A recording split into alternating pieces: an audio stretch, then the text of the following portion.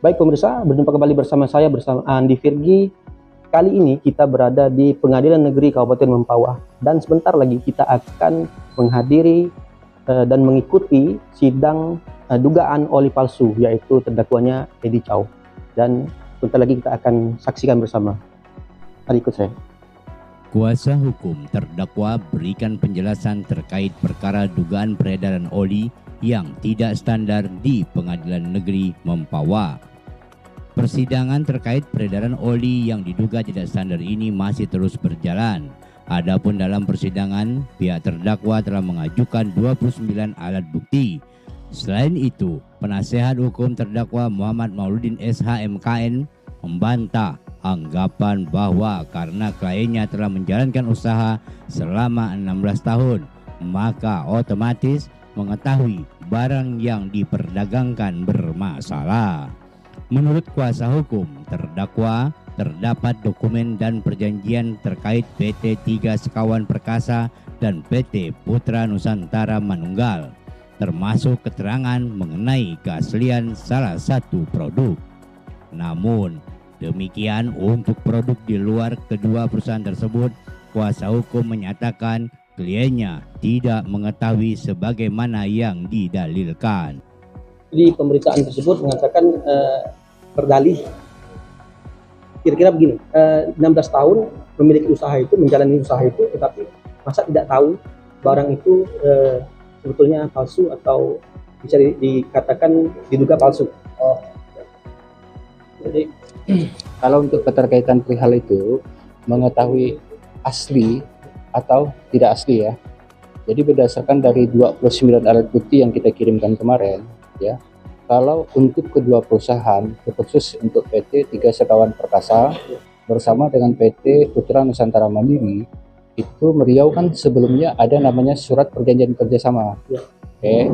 Dari surat perjanjian kerjasama tersebut ternyata memang benar beliau untuk yang dua perusahaan itu dilampirkan adanya keaslian dari suatu produk-produk yang diedarkan. Tetapi keterkaitan masalah produk-produk yang lain di luar dari dua perusahaan tersebut itu memang benar beliau tidak mengetahui. Mau dia 16 tahun, mau dia 20 tahun, memang faktanya real beliau tidak tahu. Karena pada saat dalam fakta penggerbekan tertanggal 20 Juni tahun 2025, realnya barang yang ada di 3 gudang di Jalan Komplek Ekstra Jas itu beliau tidak langsung terima dari Jakarta. Pada saat posisi di gudang langsung dijualkan kembali, dan itu dilaksanakan oleh para sales dengan pihak Taiwan. Jadi kalau untuk mengetahui bahwa barang tersebut asli atau tidak asli, memang beliau tidak tahu. Berarti kuasa hukum mengatakan bahwa klien kuasa hukum memang tidak mengetahui itu ya? Memang tidak mengetahui asli, karena memang fakta real beliau, dan kita melihat dari fakta selama ini ya, terkhusus pasca 20 Juni tahun 2025, real di dalam posisi itu, baik dari pihak BAIS, pihak BIN maupun dari kawan-kawan dari Kejaksaan Tinggi pada saat penggerbekan tersebut, real di dalam fakta tersebut barang itu siap edar, dan beliau terima edar langsung jual, dan beliau tidak tahu bahwa barang itu memenuhi standar atau tidak.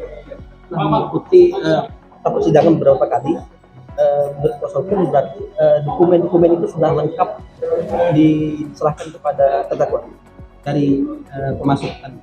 Kalau untuk dokumen-dokumen yang sudah diserahkan ya kepada terdakwa, terkhusus kepada dua perusahaan yang memiliki legalitas, baik dari pelaksanaan legalitas energi sumber daya manusia maupun permintaan bahan oli kepada pihak Pertamina Lubrikan, itu kita sudah sodorkan alat bukti tersebut ke majelis hakim.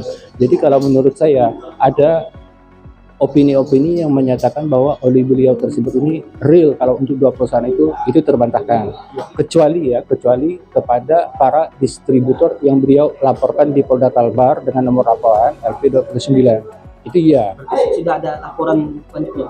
Alhamdulillah dari beliau sudah melaksanakan laporan di LP29 keterkaitan dari produk-produk yang tidak ber-SNI, yang beliau otomatis merasa ditipu, beliau merasa menjadi korban. Karena hubungan baik yang selama ini yang beliau percayakan kepada 3 orang tersebut ternyata tidak memenuhi standar SNI. Pengetahuan kuasa hukum perusahaan ini dari luar apa dalam Kalbar? Kalau untuk perusahaan tersebut rata-rata dari Jakarta. Dari Jakarta. Jakarta. Ya, berinisial FR, WD dengan PP. Atas laporan tersebut sudah sampai di mana? Kalau untuk sampai detik hari ini, kemarin berdasarkan informasi dari rekan kita ya, dari klien kita, beliau menyatakan sudah ada surat pemberitahuan perkembangan hasil penyidikan. Ya, kita berharap ya, terkhusus kepada rekan-rekan penyidik di Krimsus Polda Kalbar, berharap banget kita agar terhadap suatu peristiwa tersebut untuk ditindaklanjuti ke tahap berikutnya. Harapan di kuasa hukum ditindaklanjuti ya? Harus itu, karena dalam posisi ini mungkin nanti juga kita akan membantu Kabupaten Krimsus untuk menambah daftar alat bukti yang sudah pernah diserahkan oleh rekan-rekan pengacara di Jakarta. Kapan sih proses masuk laporan ini? Kalau nggak salah Juli ya Pak ya. Kalau untuk tanggal saya lupa, karena yang memasukkan laporan tersebut kan rekan-rekan pengacara dari Jakarta. Oh, ya. Dimasukkan ke Polda atau mana? Ke Krimsus Polda Kalbar. Polda. Tapi sampai saat ini belum ada hasil dari hasil pemeriksaan. Sampai detik hari ini baru diberitahukan ya, karena saya tidak ada keterkaitan dalam pengacara di situ. Cuma informasi dari beliau menyatakan baru diberitahukan perkembangan hasil penyidikan. SP2HP atau? SP2HP. Iya. Masih dalam penyelidikan ya? Benar. Dari kuasa hukum masih berapa masuk? Harapan saya begini ya, rekan, untuk perkara yang LP29 atau perkara yang sekarang? Keseluruhan. Oke, saya berbicara one by one ya. Kalau untuk perkara yang sekarang, ya saya berharap baik dari rekan-rekan terkhusus ya, dari kejaksaan maupun dari pihak pengadilan atau majelis yang menangani perkara ini akan memberikan hukuman yang seringan-ringannya ya, terkhusus bagi kepada klien kita ya. Karena dalam posisi ini fakta yang kita sodorkan dari 29 alat tersebut, apalagi keterkaitan dari produk-produk yang tidak memenuhi SNI, real beliau tidak mengetahui itu. Saya mau mengatakan begini, berarti kuasa hukum berpendapat menyimpulkan bahwa ini adalah korban dari mekanisme yang tadi. Benar, kalau saya berbicara data dan fakta ya, saya bisa menyatakan bahwa beliau ini korban karena real. Di dalam fakta, baik dalam satu jejak pembuktian yang kita berikan di situ, tidak ada antara beliau dengan pihak pemasuk dari Jakarta itu menyatakan adanya satu SNI. Sebelumnya tidak ada dan tidak pernah. Dan beliau hanya tahu ini kita ada kirim audisi sekian, udah terima. Faktanya pembuktiannya real di tanggal 20 Juni tahun 2025. Di situ mungkin semua lembaga ya yang khusus pada saat penggerebekan di situ melihat bahwa beliau terima barang itu yang sudah siap untuk dijual.